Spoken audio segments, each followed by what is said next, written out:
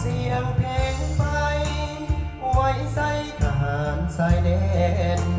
ปกปักเขตที่ห่วงแหนทิ้งปิดที่ภูมิของชาติลาวเพื่อนทหารป้องกันพื้นแผ่นดินลาวแห่งนี้จากจิตใจเฮาฝากหักเจ้าหัวของ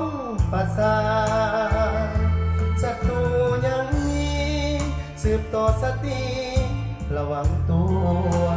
สายแดนถึงจะมืดมัวอย่าหวั่นกลัวต่อมันใดเพื่อแผ่นดินทองของเฮาหักดังดวงใจชีวิตจะสูญสิ้นไป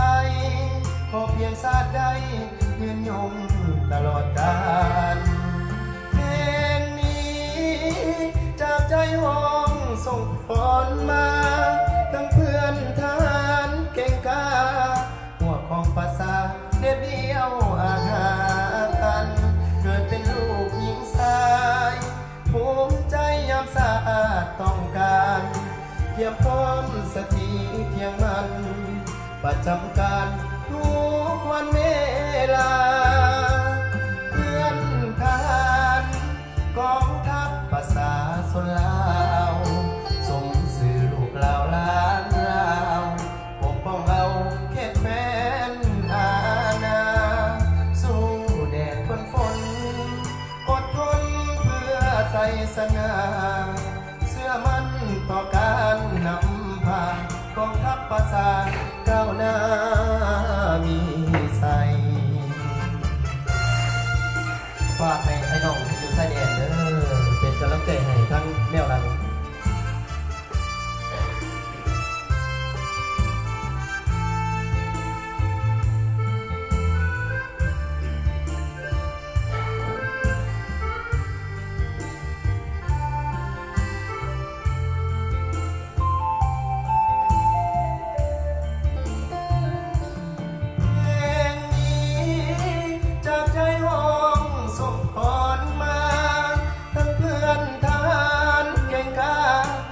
ของภาษาเด็ดเดียวอาจหาร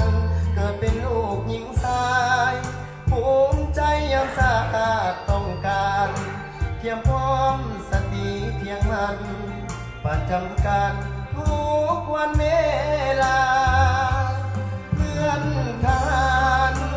กองทัพภาษาชนลาวสมสื่อลูกลาวล้านลาว